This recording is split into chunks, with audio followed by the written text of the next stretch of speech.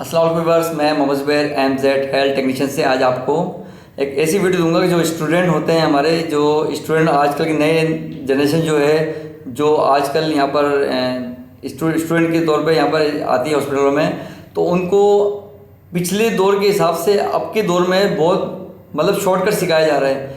तो पिछले दौर में जो स्टूडेंट होते थे उनको फुल फॉर्म सिखाई जाती थी चीज़ों की। इस दौर में जो शॉर्टकट सिखाया जा रहा है तो वो उनके लिए नुकसानदेह। तो मैंने वीडियो इसी मकसद के लिए आज बनानी है कि मैं चंद चीज़ें ऐसी मैं आपको बताऊंगा जिससे आप उसको अवॉइड करें। क्योंकि होता ये है कि हम बहुत सारी चीज़ें, जैसे मिसाल के तौर पे हम ड्रिप्स ले लें, ड्रिप्स में नॉर्मल सलाइन जो उसका नाम होता है 0.9% जो नॉर्मल सलाइन होती है, जो आमतौर पे हम हर जगह पे यूज़ करते हैं, जो पेशेंट को कंटिन्यू हम देते रहते हैं क्योंकि हमारे फ्लूइड है कि क्योंकि पेशेंट NPO रहते हैं, तो खाना पीना उनका जो बंद होता है, तो हम IV के तौर पे उसको फ्लूइड दे के उसकी खुराक की कमी को पूरा करते हैं। तो उसको स्टूडेंट को आजकल के हमारे जो सीनियर हैं जो सिखाते हैं चीज़ों को, वो शॉर्ट फॉर्म में, जैसे नॉर्मल सलाइन है तो NS बहुत सी चीज़ों में इस्तेमाल कर सकते हैं, जैसे बहुत सारे नाम हो सकते हैं NS के, ज़रूरी नहीं नॉर्मल सलाइन ही हो। तो ये शॉर्टकट जो हमारे स्टूडेंट को सिखाया जाता है ना, जैसे NS हो गई, RL, रिंगोलेक्ट को RL कह दिया, रिंगोलेक्टिड एक नाम है, नाम याद रखेंगे चीज़ों का तो आगे पहचान होगी चीज़ों की।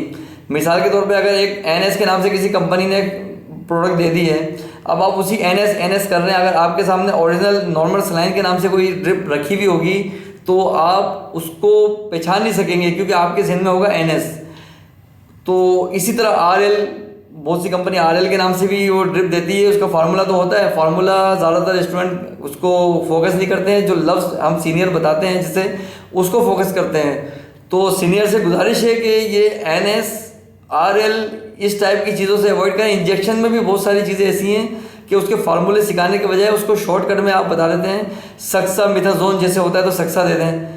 तो फार्मूले के हिसाब से अगर वो नाम पहचानेंगे स्टूडेंट तो उनके जहन पक्के होंगे, क्योंकि एक फार्मूले की हज़ारों किस्म की मेडिसिन आती है।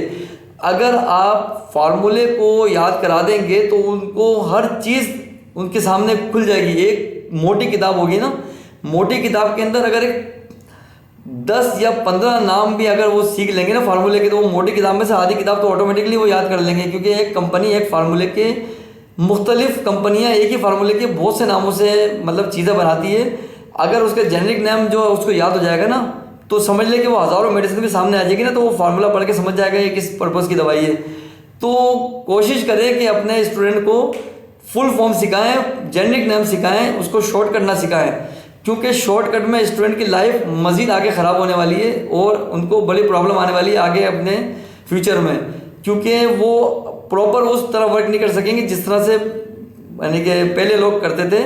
तो मुझे उम्मीद है कि आपको ये वीडियो अच्छी लगी होगी। तो मेरे चैनल MZ हेल्थ टेक्नीशियन को लाइक करें, सब्सक्राइब करें, बेल आइकन दबाएं ताकि मेरी मज़ीद और वीडियो आपको इस तरह मिलती रहे। और कोशिश करें कि प्रॉपर फार्मूले के हिसाब से चीज़ों को सीखें ताकि आपको मज़ीद आपकी इम्प्रूवमेंट हो और बेहतरी हो आपकी लाइफ में, और आप मज़ीद आगे आने वाले स्टूडेंट को प्रॉपर अच्छी तरह से गाइड कर सकें और उनको सिखा सकें।